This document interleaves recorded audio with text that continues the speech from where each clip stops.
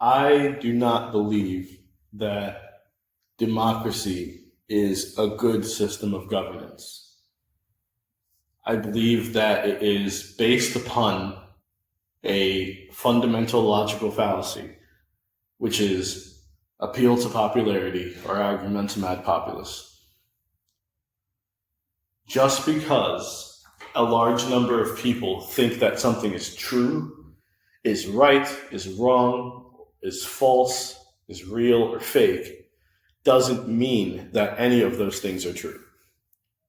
What proves that something is true, or what has the ability to prove truth, is evidence and rationale.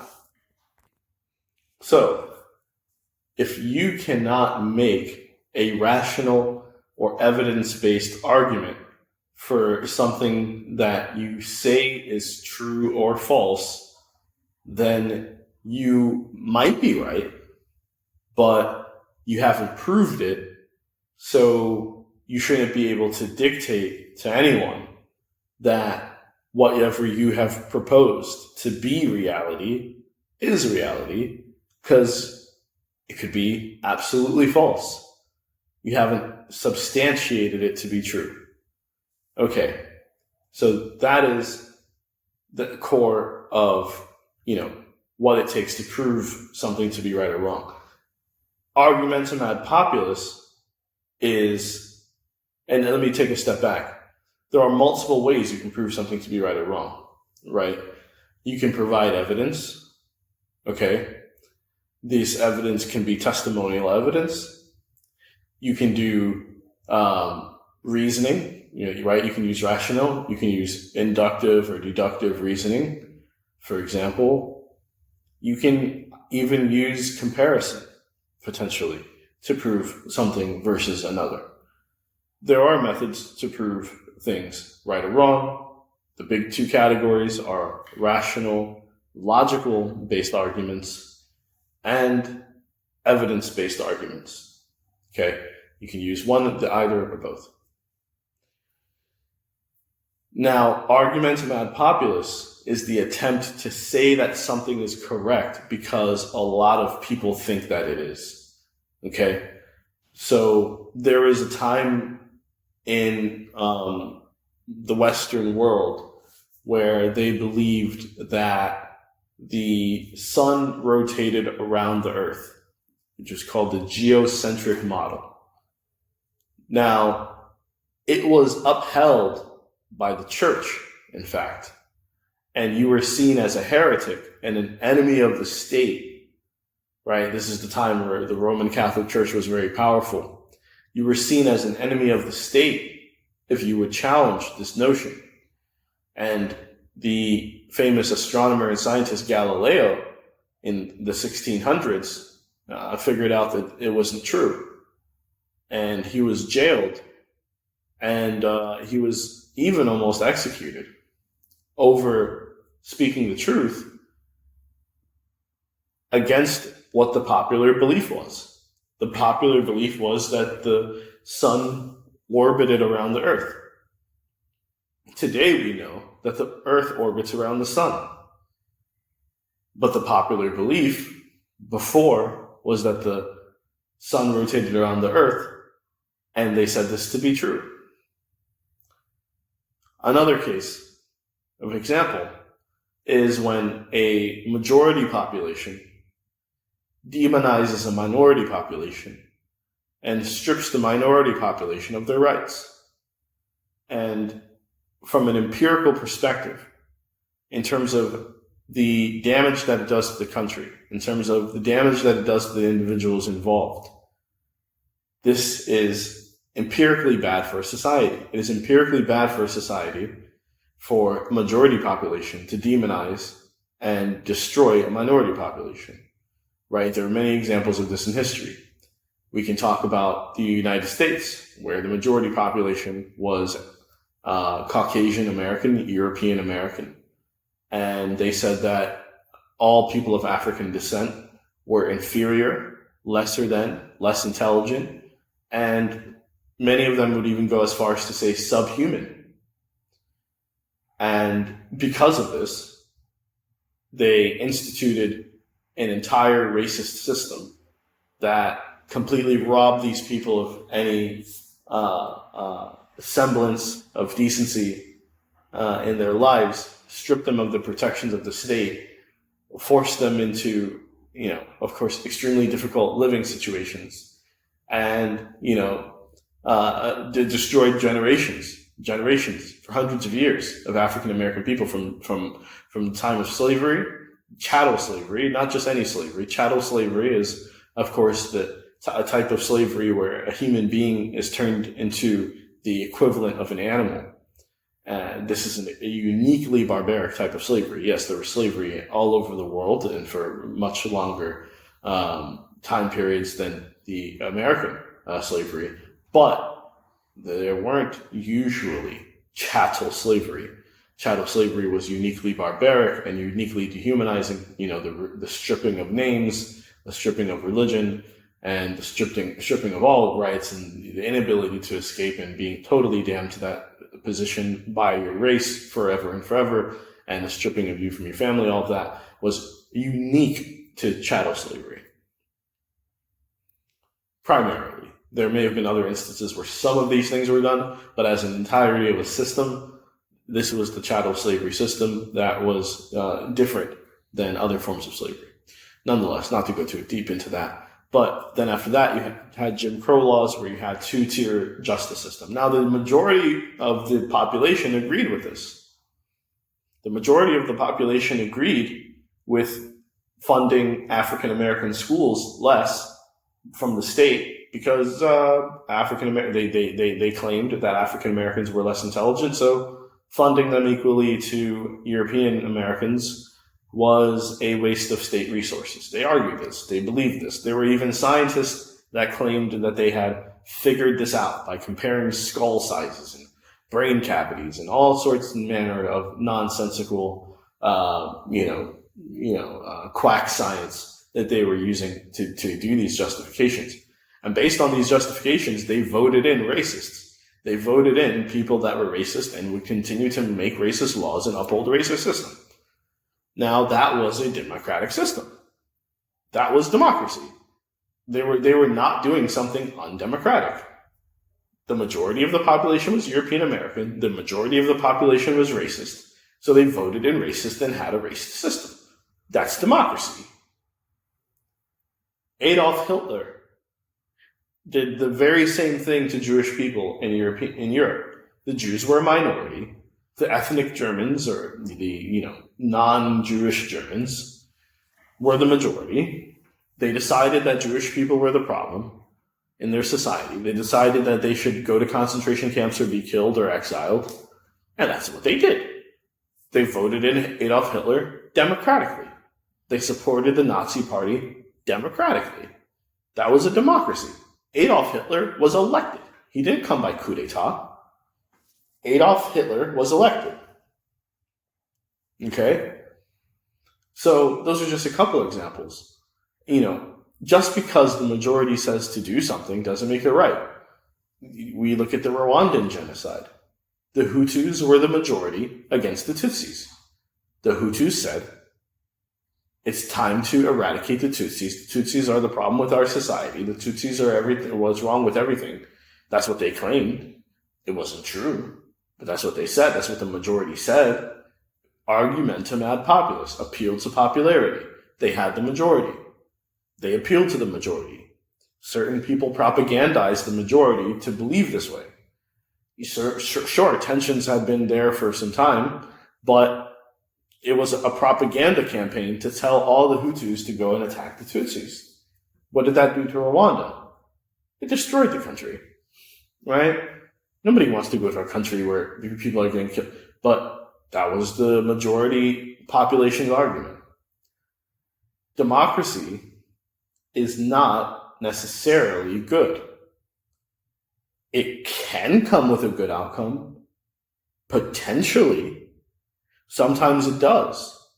But I argue that there are more failed democracies on earth than there are successful ones. There are more despots, crooks, and corrupt thieves warmongers, and all sort and manner of deplorable individual voted into office because of democracy. Because democracy only requires one to win a majority of the votes tally. Whatever way you do it, what matters is the end vote tally. In many developing nations, what the politicians do is they go to the poorest areas of the country and they bribe people. They bribe people. The people go to the voting booth and they vote as they were bribed. It's a vote. The vote was based on a bribe. It's immoral, but it's not undemocratic. They vote based upon what they wanted to vote. They wanted to vote for the person that bribed them. That's a democracy. People are selected that way to this day on this planet.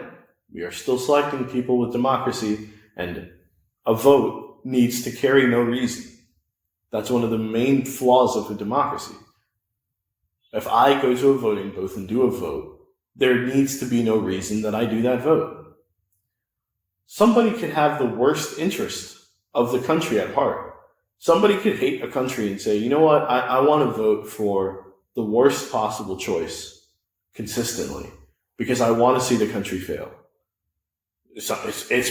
People could do that. I'm not saying that that's what happens the majority of the time, but there's nothing stopping you in a democracy.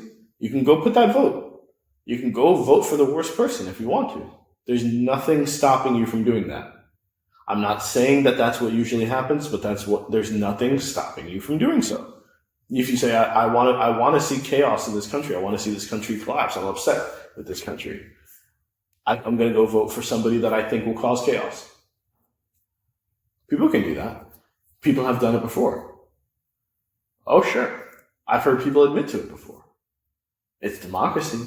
That vote is the same as the best well-intentioned, well-reasoned, well-researched vote. They're just one vote versus one vote. It's just one vote versus another. We do not do anything of importance in our daily lives in the way that we select political leadership in democracies. If you were ill, what you would do is you would go to an expert, hear his opinion. Even if you disagreed with that opinion, you'd probably go to another expert. Maybe you would read some research articles on some scientific journals about the symptoms and things that you had and what the expert was saying. And you come to a reasoned decision based upon expert opinion, based upon testimonial evidence, which is scientific experimental evidence, is actually technically testimony, but I'm not going to go too deep into that. And you would come to the best rational conclusion based upon the best evidence from the best people who could give you the best reasons based upon their expertise and their presentation of the facts. That's the main part.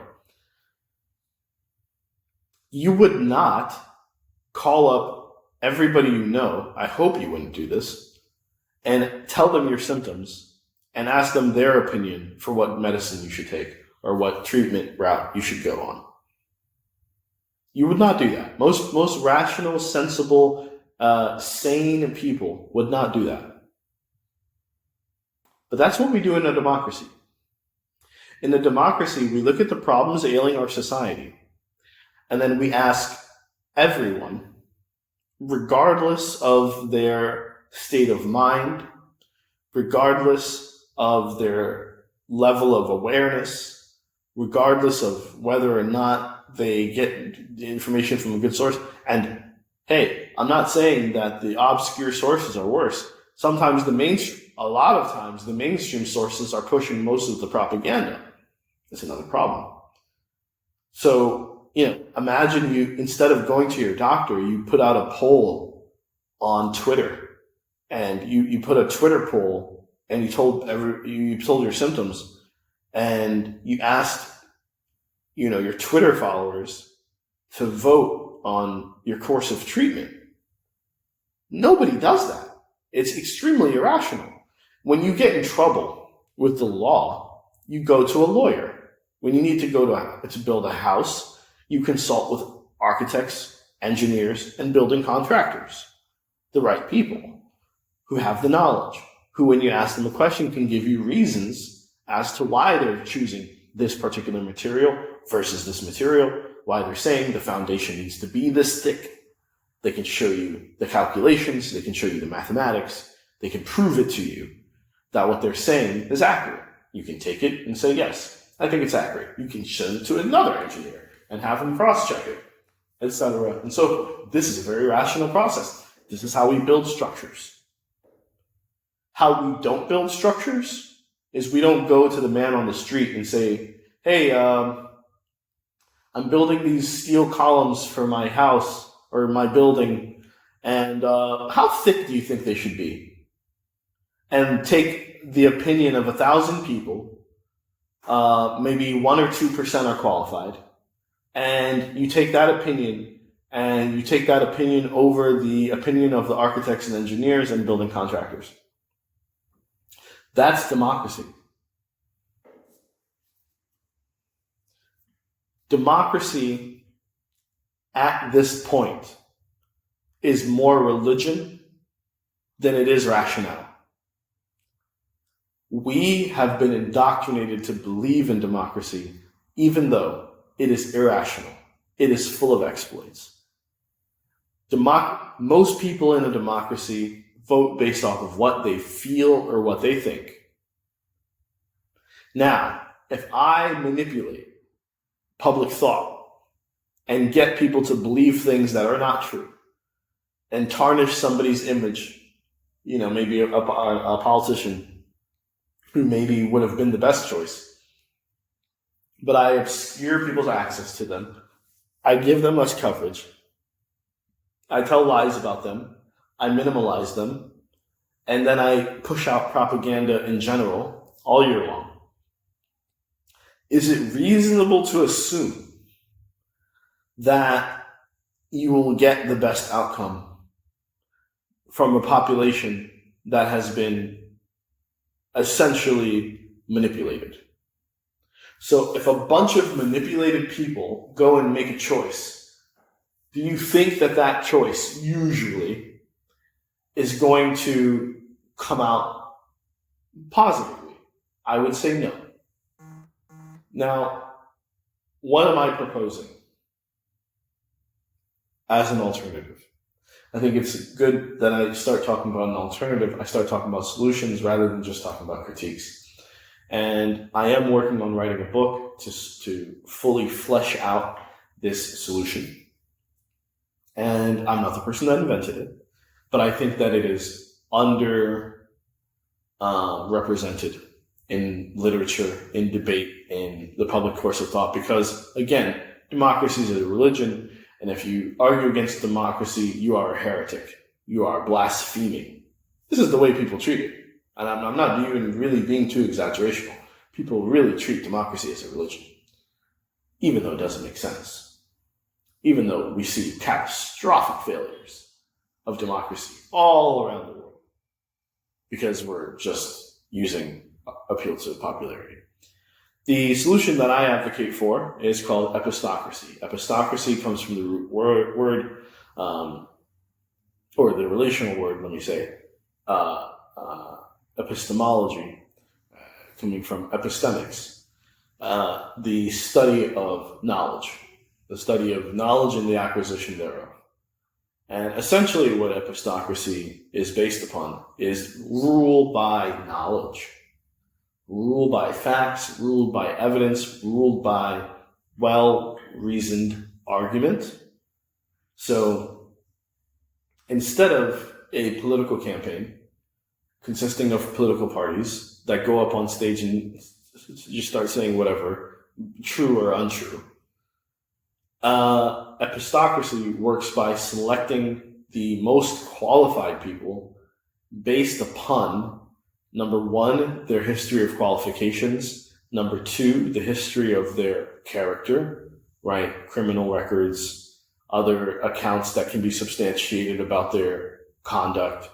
And then thirdly, upon the arguments that they make, which is actually, this is probably the second one I think is of tantamount importance. But the third one is more important than the first, which is the first is credentials, the second is character, the third is arguments.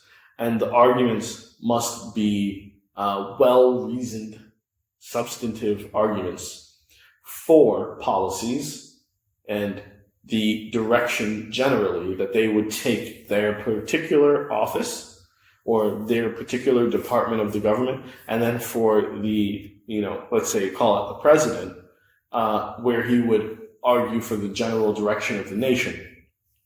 And these arguments are not just stated, they must be written. And everyone in the society is allowed to comment on them, and then the commentary is open and transparent. And now it allows for any fallacies to be disproven in real time. The way elections work is that in order to place a vote, the vote must be accompanied by an argument as to why you're placing that vote. That argument must contain evidence and reason in order to have that vote have the highest score. So let's say, for example, you can have a score of 1 through 5. And, the best reasons, well-intentioned, and, clear and sound and wholesome argument gets a 5.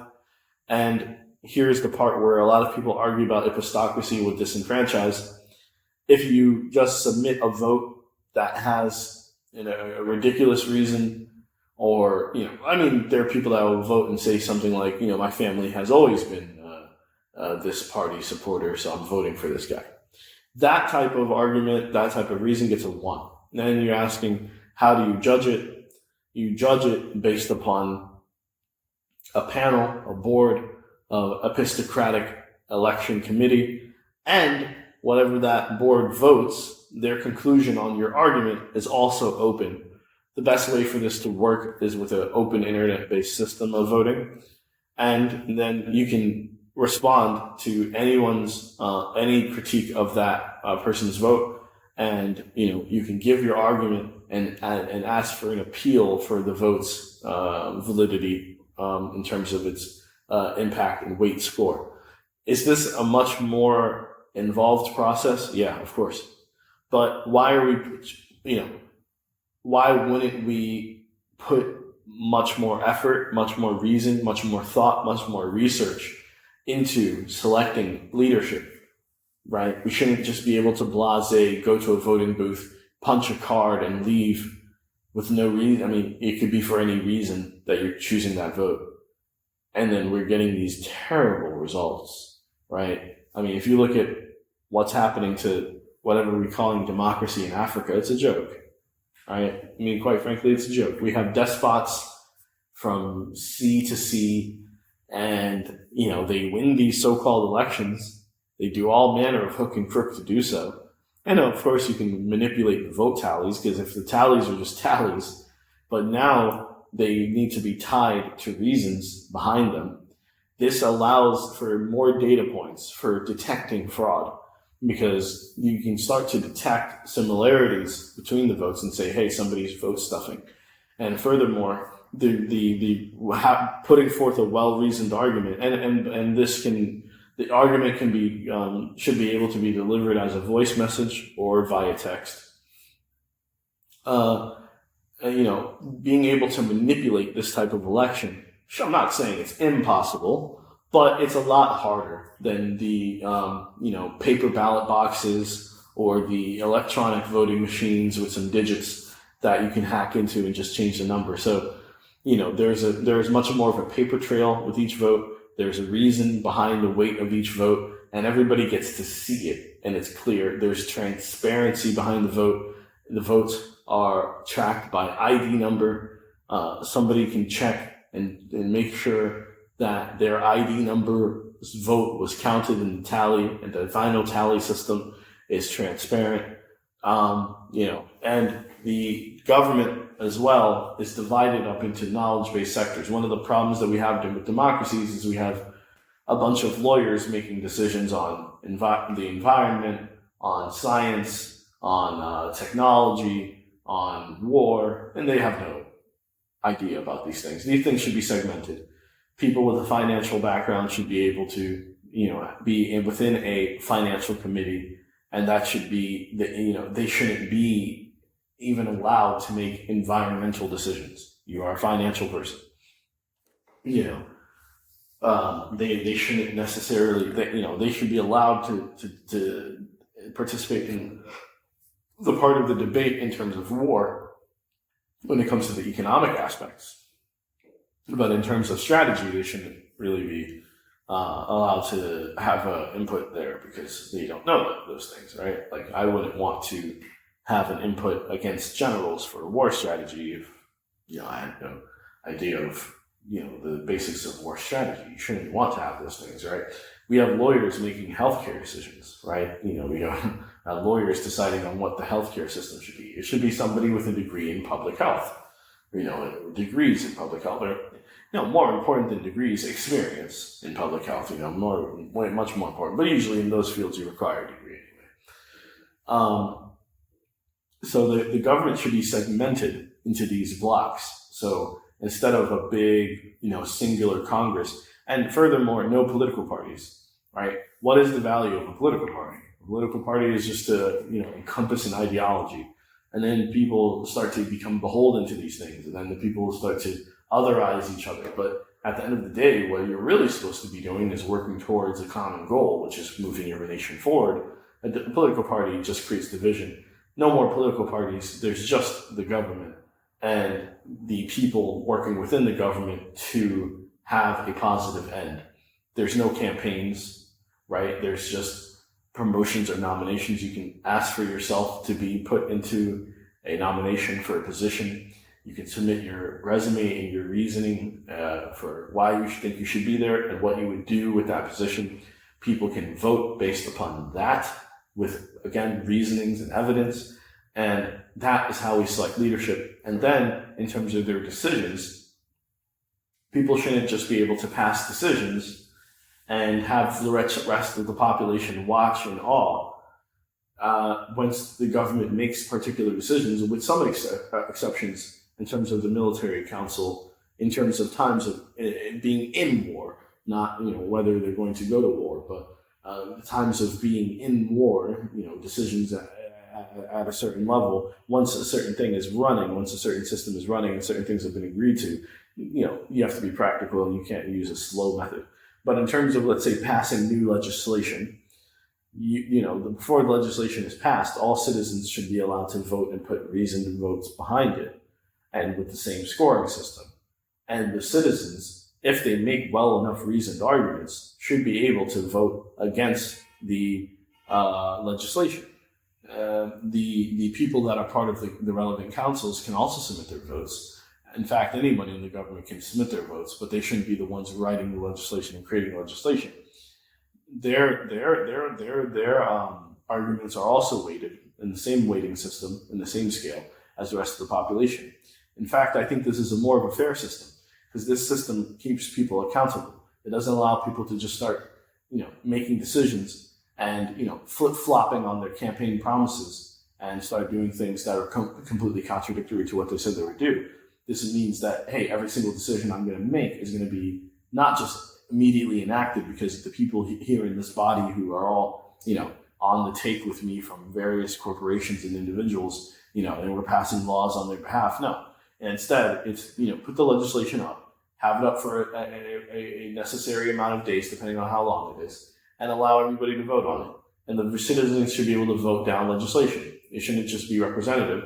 They should be working on the legislation, creating the legislation, having the debates openly, but the citizens should always have the final say in an epistocratic manner, not in a democratic manner. And not in just, hey, I don't like it, but hey, these are the reasons why it's bad. Anyway, this is a general introduction to epistocracy and why democracy is a terrible system of government. It was Winston Churchill that said that democracy is the worst system of government except for all the others that we've tried so far.